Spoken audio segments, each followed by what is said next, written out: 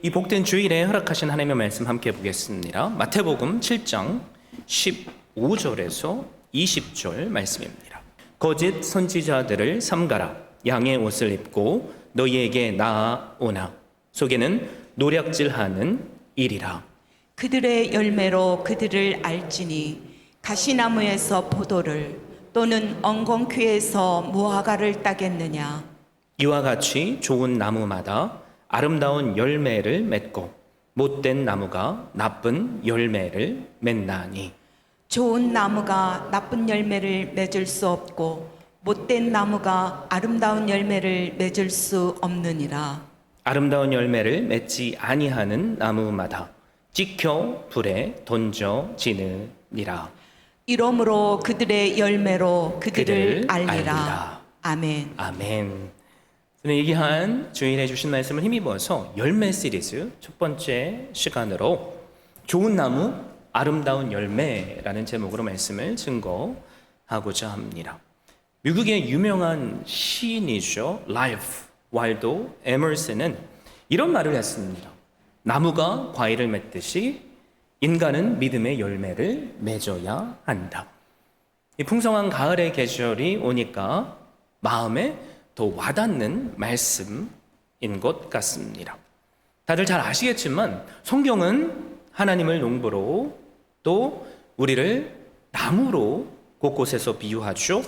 요한복음 15장 16절에도 주님은 이렇게 그래서 말씀하십니다. 너희가 나를 택한 것이 아니요 내가 너희를 택하여 세웠나니 이는 너희로 가서 과실을 맺게 하고 또 너희 과실이 항상 있게 하여 내 이름으로 아버지께 무엇을 구하든지 다 받게 하려 함이니라. 이 말씀을 통해서 우리가 깨닫게 되는 건 뭐죠? 우리가 참된 그리스도인이라면 반드시 열매를 맺어야 한다는 겁니다. 오늘 우리가 살펴볼 말씀도 그 말씀을 우리에게 하시는 거죠. 사실 이 말씀은 주님께서 산 위에 올라가셔서 선포하셨던 산상수훈 가운데 한 대목입니다.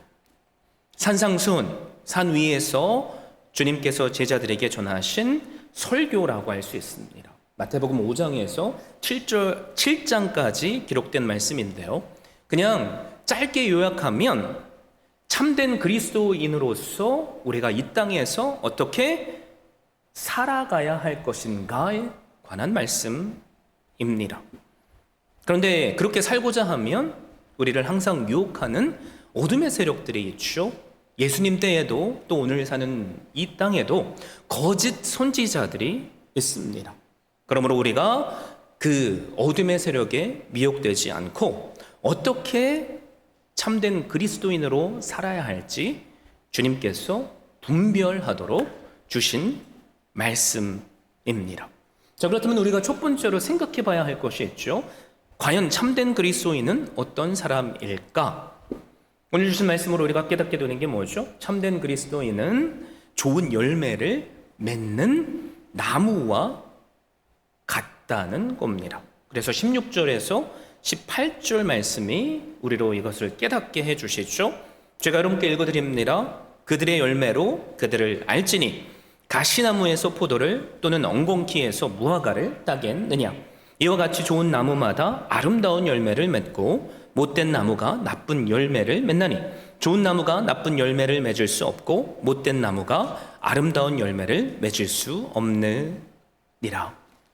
주님께서 우리에게 선포하시는 게 뭐죠? 좋은 나무여야지만 좋은 열매를 맺을 수 있다는 겁니다. 그래서 가시나무에서는 절대로 포도를 딸 수 없습니다. 엉겅퀴 나무에서 무화과를 또한 딸 수 없습니다. 여러분, 그런데 팔레스타인 지역을 가보시면 멀리서 엉겅퀴 나무를 보면 마치 무화과 나무처럼 보입니다. 그런데 가까이 가면 갈수록 열매는 없고 가심만 있는 거죠. 아무리 겉모양이 비슷해도 나무 자체가 다르면 우리는 기대하는 열매를 딸 수 없는 겁니다. 그래서 좋은 열매를 맺기 위해서는 좋은 나무여야 되죠. 여러분, 그런데 모든 성경은 우리로 하여금 뭘 깨닫게 하죠? 인간은 죄인일 뿐이다 라는 깨달음을 주세요. 좋은 나무가 인간은 결코 될 수 없다는 거죠. 여기에 우리의 현실적인 문제가 있는 겁니다. 그래서 우리가 아무리 좋은 열매를 맺고 싶어도 우리 안에 내재된 죄성 때문에 우리는 좋은 열매를 맺을 수 없는 거죠. 자, 그렇다면 우리가 심각하게 고민해야 봐야 되겠죠. 도대체 우리가 어떻게 하면 좋은 나무가 될 수 있을까? 로마서 11장에 그 힌트와 답이 나오는데요. 제가 여러분께 읽어드립니다. 로마서 11장 17절, 18절 말씀이에요.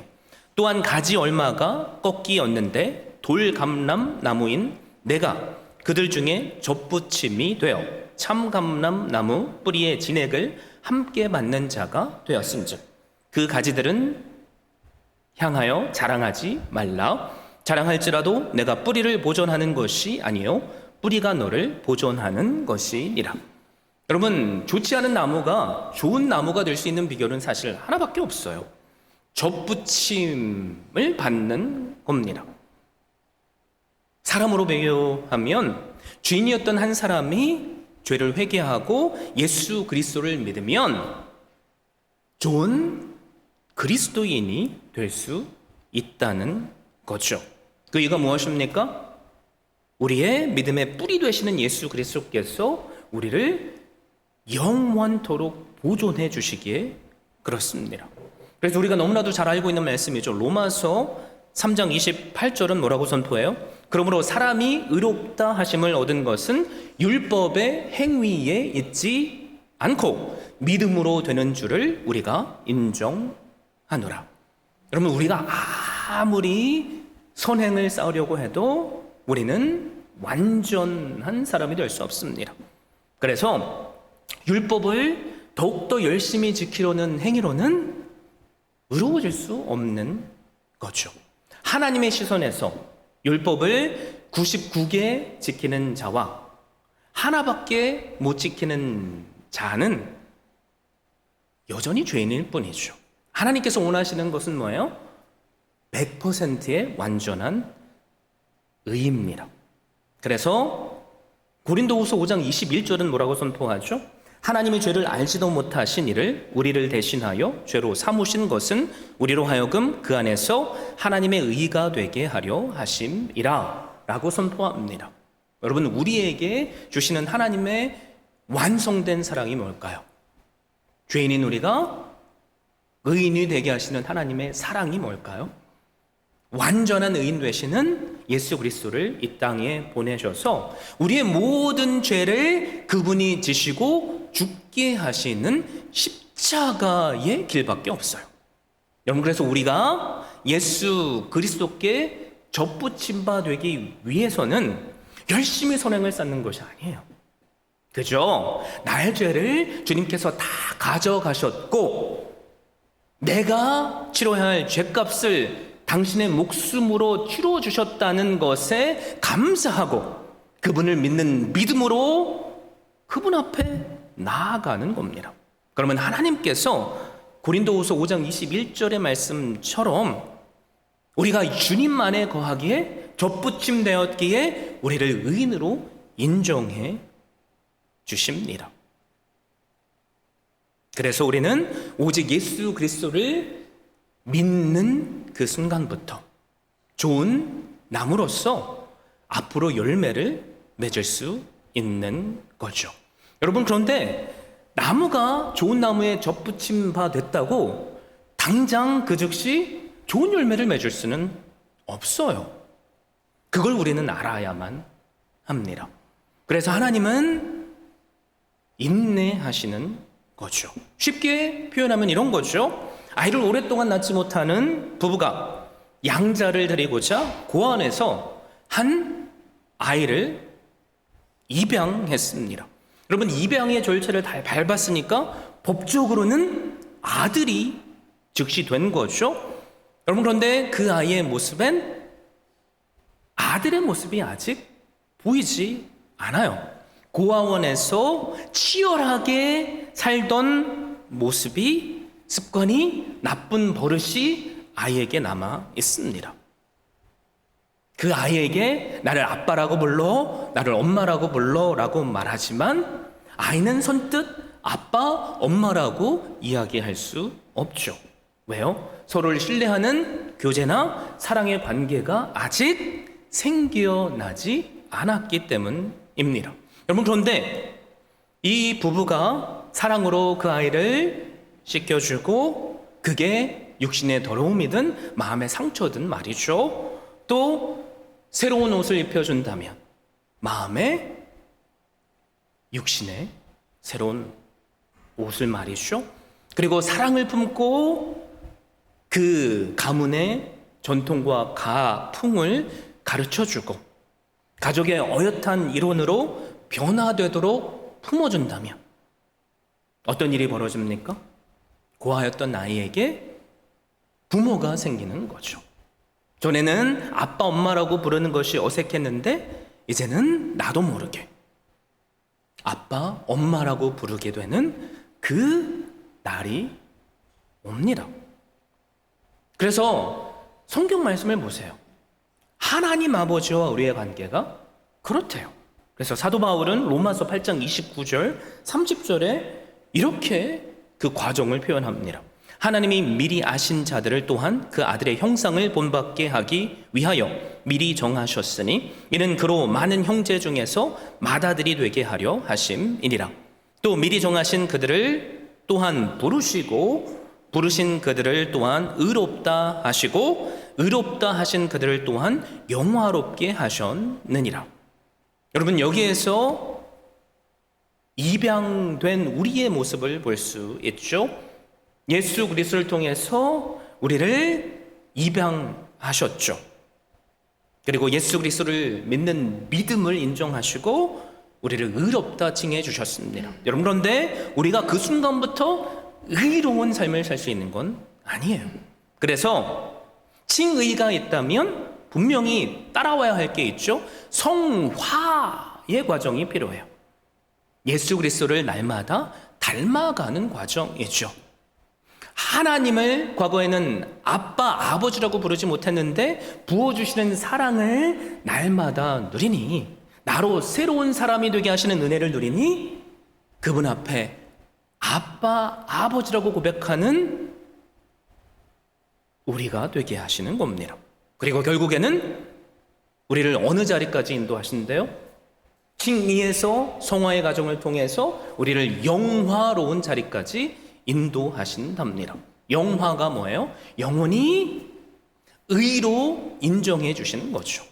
그래서 예수 그리스도를 믿는 믿음이 우리로 하여금 하나님 아버지께 나아가게 하는 열쇠입니다. 이 시간 내 자신을 한번 살펴보길 원해요. 예수 그리스도를 믿으십니까? 아멘이시죠? 그렇다면 내가 오늘 조금 부족해도 여러분 실망하지 마세요. 포기하지 마십시오. 나는 하나님을 위해서 이것도 하고 저것도 하고 싶은데 현실이 나를 도와주지 않는다고 여러분 좌절하지 마세요. 하나님께서 우리로 하여금 더 하나님 앞에 가까이 가게 하시는 과정이에요. 그래서 고난은 때로는 변장한 축복이잖아요. 고난이 없는 자는 아버지께 간절함으로 나오지 않습니다. 그래서 교만한 자의 특징이 뭡니까? 하나님께서 주신 복을 내가 내 능력으로 이뤄냈다고 생각할 때 교만이 시작되고요. 그 영혼은 멸망할 수밖에 없어요. 여러분, 성경에 나오는 고난의 과정을 지나쳤던 모든 위대한 위인들을 보십시오. 그들에게 고난의 기간이 있었어요.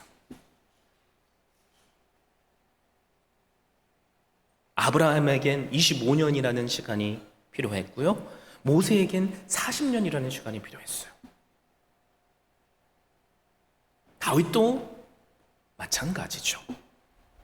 여러분, 그런데 그 과정 가운데 그들은 포기하지 않았습니다. 포기하지 않으니 뭐예요? 오늘 말씀처럼 그들을 영화롭게 하시는 하나님의 은혜가 임했던 거죠. 여러분, 우리가 좋은 열매를 맺기 위해서는 그래서 뭐가 필요합니까? 예수 그리스도를 믿는 믿음이 필요하고요. 그분을 믿는 믿음을 포기하지 않는 끈기가 필요해요. 그렇다면 우리는 열매를 맺게 됩니다. 자, 우리가 맺어야 할 열매가 뭘까? 여러분, 성경 말씀을 읽으면서 그래, 믿는 자로서 열매를 맺어야지 라고 많이 들으셨을 거예요. 근데 도대체 우리가 무슨 열매를 맺어야 하죠? 성경은 여러 곳에서 그 열매들을 힌트로 주시는데 저는 이 시간 크게 두 가지로 정리하고 싶어요. 첫 번째는 뭐냐면 삶의 열매를 맺어야만 됩니다. 그리고 두 번째는 뭐예요? 전도의 열매를 맺으셔야 해요. 고아가 사랑하는 부모 밑에서 자라면서 부모를 닮아가죠. 그래서 전에는 나밖에 모르던 그 아이가 다른 사람을 배려하는 아이가 되죠. 더 나아가서 입에는 거친 말을 내뿜었던 그 아이가 나에게 부어주시는 부모의 사랑 때문에 나도 그 말을 닮아갑니다. 그 과정이 믿는 우리에게도 필요해요. 여러분, 혹시 누군가에게 그런 모습이 부족하다 싶으면 그것으로 실망하지 마십시오. 아, 이분도 이 부분에서는 하나님께서 자라게 하시는 과정을 걷고 있구나. 그렇게 받아들이실 수 있기를 바랍니다. 여러분, 나 스스로를 돌아봐도 우리에게 부족한 부분이 있어요. 여러분, 우리는 완벽하지 않습니다. 하나님께서 말씀을 통해서 때때로 우리로 깨닫게 하실 거예요. 그러면 자책하지 마시고, 아, 이 부분에서 하나님은 나로 성장하기를 원하시는구나 라는 확신을 가지십시오. 여러분, 그런데 절대 내 힘으로 못해요. 그래서 주님께서 우리의 죄를 모두 지시고 십자가에서 죽으시고 3일 만에 부활하신 후에 제자들에게 약속하신 게 있어요. 너의 능력으로는 안 돼. 그리고 뭘 약속하셨죠? 보혜사 성령 하나님을 보내주실 것을 약속하셨습니다. 성령님은 예수 그리스도의 영이죠. 그분이 날마다 우리 안에 함께 내주하시며 동행하세요. 그냥 우리를 하나님께서 내버려 두시면 우리는 언제나 악한 길로 갈 수밖에 없기에 그분이 내 안에서 우리를 향해 때로는 눈물을 흘리시며 중보하시고 우리를 깨닫게 하셔서 주님 앞에 갈 수 있도록 인도해 주십니다. 그래서 우리에겐 결국에는 어떤 열매가 맺게 해주시죠? 우리가 갈라디아서를 통해서 너무 많이 나눴죠. 성령의 9가지 열매. 오직 성령의 열매는 사랑과 희락과 화평과 오래 참음과 자비와 양선과 충성과 온유와 절제니 이 같은 것을 금지할 법이 없느니라. 이 9가지가 예수님의 성품이에요. 그래서 우리는 주님을 더 깊이 알아가면 알아갈수록 주님과 함께 교제하면 교제할수록 이 열매들이 저절로 열립니다. 그래서 우리에게 필요한 건 뭐예요? 내가 내 힘으로 뭘 만들려고 하는 것이 아니라 그분을 더 아는 거죠. 모든 자녀들이 이런 말을 하잖아요. 저를 봐도 똑같더라고요. 닮고 싶지 않은 부모님의 모습을 문득문득 닮은 제 모습을 발견합니다. 그래서 우리가 누구와 함께 있는가, 누구와 가장 많은 시간을 보내는가가 우리의 인격을 결정하죠. 여러분, 예수 그리스도를 믿는 참 그리스도인이라면 그래서 우리가 날마다 붙잡아야 할 게 있습니다. 그분을 아는 지식에까지 가는 거죠. 여러분, 그래서 예배의 자리가 그만큼 중요한 거예요. 말씀의 묵상의 자리가 중요한 거고요. 우리가 주님을 더 알면 알수록 그분을 더 온전히 신뢰할 수 있습니다. 신뢰하면 행동하게 되고요. 행동하면 그게 삶이 되고 인격이 돼요. 저에게 이 시간 소망이 있다면 우리 안에 예수 그리스도를 더 아는 지식으로 말미암아 순종하는 일들이 일어나서 그분을 더욱더 닮아가며 나로 날마다 맺게 하시는 이 성령의 열매들을 누리시는 한 분 한 분 되시기를 예수 그리스도 이름으로 축원드립니다. 우리가 두 번째로 맺어야 할 열매가 있죠. 전도예요. 여러분, 우리가 죄 사함을 받은 이유가 뭡니까? 우리로 이 땅에서 행복한 삶을 살기를 원하시는 아버지의 사랑 때문이에요. 그런데 우리를 먼저 믿는 자로 부르셨다면 하나님은 우리를 향한 계획이 있습니다. 나를 통해서 또 다른 한 영혼이 주님 앞에 돌아오길 원하시는 거죠. 그래서 한 가정 안에서 여러분이 먼저 예수님을 믿으셨다면 여러분이 그 가정의 제사장이에요. 여러분을 통해서 그 가정이 구원받을 수 있는 통로가 열리기 때문에 그렇습니다. 그리고 여러분이 일하는 그 공간이 복음을 증거할 수 있는 기회가 되는 거죠. 우리가 삶을 통해서 나를 통해 누군가가 주님 앞에 돌아올 수 있다면 그것만큼 큰 기쁨이 어디 있겠습니까? 우리가 그 자리까지 나아갈 수 있기를 바라요. 그러려면 먼저 나부터 주님과 깊은 사랑의 관계를 누려야만 됩니다. 아직까지도 하나님이 내 모든 것을 책임지시는 아빠, 아버지라고 생각이 안 되시는 분 계세요? 내 마음은 믿는다고 생각하는데 여전히 하나님께 기도해도 응답받지 못하는 것 같고, 하나님께서 이 땅에 수많은 그리스도인들이 있는데 그들 중에 나보다 기도도 열심히 간절히 하는 사람이 있을 텐데 내 기도를 들으실까? 이런 마음이 드시는 분 계십니까? 자녀를 많이 둔 분들, 가장 아픈 새끼손가락이 누구예요? 말 안 듣는 자녀잖아요. 여러분, 우리가 하나님을 위해서 뭘 잘해서 하나님은 우리의 기도에 응답하시는 게 아니에요. 하나님이 우리의 아버지셔서 그래요. 저는 두 딸을 뒀는데요, 두 딸이 뭐 예쁘든 예쁘지 않든 뭐를 해달라면 안 해주고 싶어도 계속 조르면 저도 모르게 이렇게 됩니다. 자녀를 향한 부모의 사랑을 뭐가 끊겠어요? 하나님께서 우리를 그렇게 사랑하세요. 그거 잊지 마십시오. 그리고 너희로 열매 맺게 하시겠다는 그 말씀을 약속으로 붙잡으세요. 그래서 기도하면 기도하는 것이 다 응답되게 하시는 은혜를 누리십시오. 근데 진짜 문제는 뭐예요? 19절에 이런 경고를 주님께서 하시죠. 아름다운 열매를 맺지 아니하는 나무마다 찍혀 불에 던져지느니라. 여러분, 이 말씀은 믿지 않는 자들에게 하시는 말씀이 아니에요. 믿는다고 고백하는 자들에게 주시는 경고의 말씀인데요, 그들 중에서도 놀라지 마십시오. 아름다운 열매를 맺지 못하는 자들이 있대요. 그 이유를 주님께서 말씀하시죠. 15절입니다. 거짓 선지자들을 삼가라. 양의 옷을 입고 너에게 나아오나 속에는 노략질하는 일이라. 여러분, 이 말씀을 어떻게 받아들이세요? 아, 정말 좋은 교회를 가야겠구나, 진짜 하나님의 종을 만나야겠구나, 이런 생각을 하시죠.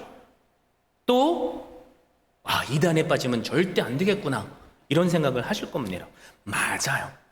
여러분, 그런데 우리가 꼭 기억하셔야 할 것이 있다면 바로 내가 거짓 선지자가 될 수도 있음을 아셔야만 됩니다. 여러분, 신앙생활을 하면서 저만 그럴지는 모르겠어요, 내 속에서 끊임없이 나를 유혹하는 목소리가 들리잖아요. 특별히 헌신하는 분들의 귀에는 이런 말이 들릴 거예요. 야, 너만 그렇게 희생해서 뭐해? 너 그렇게 네 돈 들이고 네 시간 들이고 정성 들여서 희생했는데 좋은 말 들었니? 아니잖아. 뭐 좋자고 그렇게까지 할 필요가 뭐 있어? 그냥 포기해, 내려놔. 그래도 괜찮아.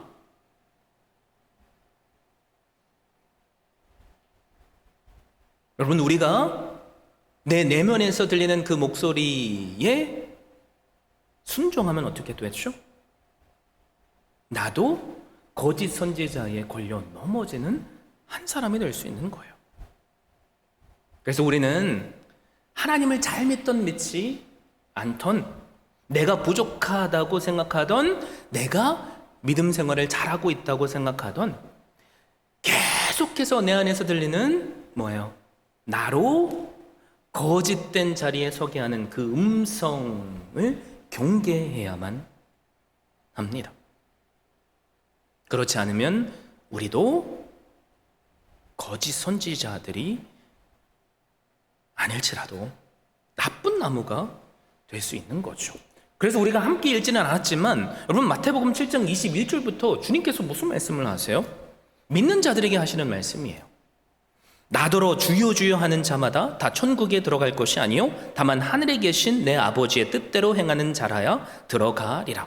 그날에 많은 사람이 나더러 이르되 주여 주여 우리가 주의 이름으로 선지자 노릇하며 주의 이름으로 귀신을 쫓아내며 주의 이름으로 많은 권능을 행하지 아니하였나이까 하리니 그때 내가 그들에게 밝히 말하되 내가 너희를 도무지 알지 못하니 불법을 행하는 자들아 내게서 떠나가라 하리라. 그러면서 그 다음의 말씀에 어떤 말씀이 나오죠? 우리가 너무나도 잘 알고 있는 모래 위와 반석 위에 집을 짓는 자의 말씀이 나오는 겁니다. 이 말씀의 핵심이 뭐예요?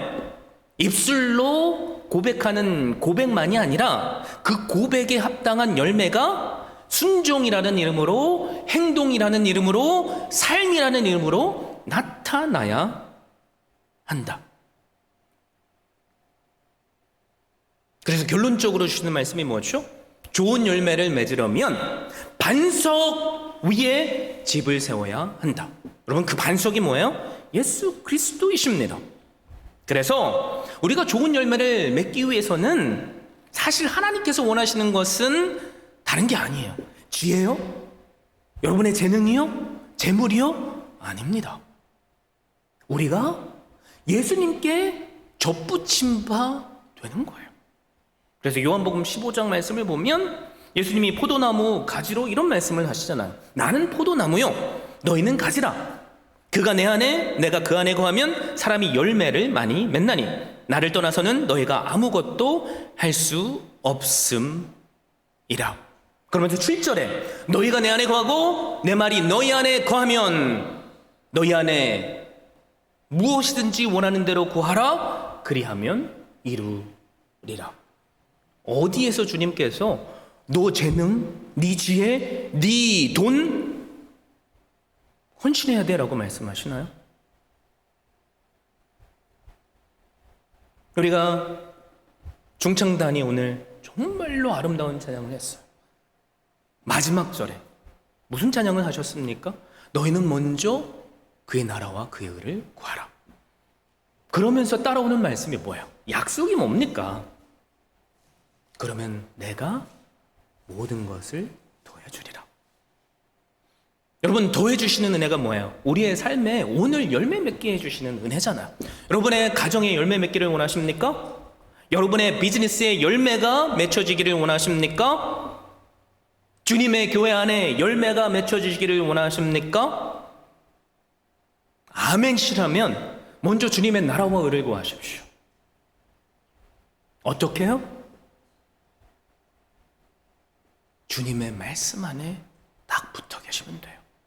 주님의 말씀을 날마다 묵상하시면 됩니다. 주님의 말씀을 날마다 즐거워하시면 됩니다. 내가 즐거워하면 나도 모르게 그 행동을 해요. 아무리 그런데 좋은 말을 해도 내가 싫으면, 내 마음이 동하지 않으면 우리는 절대 하지 않습니다. 열매 맺기를 원하십니까? 답은 간단해요. 주님 안에 날마다 거하시면 됩니다. 부끄러울 것 없는 일꾼으로라는 책에 주인공이 있는데요. 한 교회의 장로이자 고려대 교수로 일하셨던, 지금은 고인이 되셨지만 장로님이신 김인수라는 분입니다. 이 교수님은 집안이 너무 어려웠대요. 그래서 중학교를 겨우 마치고 아르바이트를 하면서 정부에서 운영하는 직업학교에 들어가서 극우 공무원 임시기능직으로 취직을 했답니다. 환경이 너무 열악하니까 미래의 꿈도 없었어요. 희망도 없었습니다. 더 이상 공부할 염두도 내지 못했습니다. 그런데 마침 그 직장에서 동료의 전도를 받게 되었어요. 그리고 예수 그리스도를 만나게 되었고 성경을 날마다 읽고 묵상하기 시작하셨답니다. 오늘 제가 강조하는 것처럼 예수님께 족부치바 되어서 말씀의 은혜 안에 날마다 자신을 세웠던 거죠. 성경을 열심히 읽고 공부하면서 그 마음을 쳤던 말씀이 있대요. 갈라디아서 6장 7절인데요. 스스로 속이지 말라. 하나님은 만홀히 여김을 받지 아니하시나니 사람이 무엇으로 심든지 그대로 거두리라. 어찌나 마음에 감동이 되든지 포기했는데, 나에게는 미래가 없다고 생각했는데 30살이 훌쩍 넘은 나이임에도 불구하고 야간대학에 들어갑니다. 그리고 35살에 어찌어찌해서 졸업을 하고 하나님께 뿌린 대로 거둔다고 하셨으니 믿음으로 기도해요. 하나님, 저에게 공부할 수 있는 기회를 더 주십시오. 근데 하나님께서 놀랍게 응답하시는데요. 미국 정부 장학금을 받고 명문대학교죠. MIT. 그 대학에 들어가게 하셨어요. 그리고 콜롬비아 대학에서 박사학위를 받게 하셨고요. 고려대 대학교 교수로 재직하면서 날마다 제자들에게 이런 고백을 했대요. 꿈이 없어서 이루지 못하는 것일 뿐 환경은 문제가 되지 않는단다. 나는 예수 그리스도를 믿는 믿음 안에서 꿈을 꿨고 하나님은 은혜로 그 꿈을 이루게 해주셨다. 한 교회 장로죠. 코스타 강사 그리고 기독교 가정 사역원 사역을 통해서 수많은 제자를 열매로 거뒀대요. 그러면서 주님 품에 가게 되셨는데 놀라운 일이 그분의 죽음 이후에 일어나요. 주모 1주년, 2주년 때 동료들과 제자, 신앙의 동지들이 그의 발자취를 되새기며 한 에세이집을 출판합니다. 그리고 3주기에는 그가 전했던 강의, 잡지에 기고한 글들을 모아서 그의 삶이 녹아있는 유고집을 출간을 해요. 여러분, 가족이 그거 한 거 아니에요. 참 이 간증을 제가 접하면서 야, 내가 사역을 다 마치고 만약에 이 땅을 떠난다면 나를 기억해 주는 사람이 한 명이라도 있을까? 나의 제자들이 있어서 이런 추모집을 내줄 수 있을까? 자신이 없었어요. 근데 이 장로님은 뿌린 대로 거둔다고 하시는 그 말씀을 일평생 붙잡고 주님 말씀에 순종하니까 여러분, 사람이 상상할 수 없는 열매를 하나님께서 허락하셨습니다. 이 장로님이 그런 은혜를 누렸다면 저는 이런 생각을 해봤어요. 나라고 그런 은혜를 못 누리겠어? 여러분이라고 그런 은혜를 못 누리시겠어요? 이렇게 세상 출판사에 출판이 안 되더라도 내 자녀들을 통해서 추모 1주기, 2주기 그때 앨범을 만들고 아버지와 어머니를 기억하며 나에게 주셨던 그 사랑의 말과 또 신앙의 위로의 말들을 적지 않으라는 법이 없지 않습니까? 여러분, 그래서 우리에게 필요한 건 뭐예요? 주님 안에 딱 붙어 계시면 돼요. 말씀을 믿고 먼저 주님의 나라와 의를 구하시면 됩니다. 환경을 초월하는, 형편을 초월하는 그 말씀의 자리에 서십시오. 그러면 오늘 말씀처럼 우리가 이미 좋은 나무가 됐잖아. 예수 그리스도를 믿는 믿음으로. 그러면 하나님께서 우리 인생을 책임져 주실 것이고요, 우리로 언제나 좋은 열매를 맺게 해 주실 겁니다. 가을의 계절이죠. 저에게 소망이 있다면 여러분의 개인의 삶에, 여러분의 가정에 아름다운 열매가 맺기를 바랍니다. 그리고 우리의 교회, 우리가 1년 동안 함께 기도했던 것처럼 우리를 통해서 또 다른 한 영혼을 열매로 허락하시는 그 은혜를 누리게 될 줄로 믿습니다. 우리 모두가 좋은 나무가 되어서 아름다운 열매를 누리게 하신 은혜, 그 은혜 날마다 누리시길 예수 그리스도의 이름으로 축원드립니다.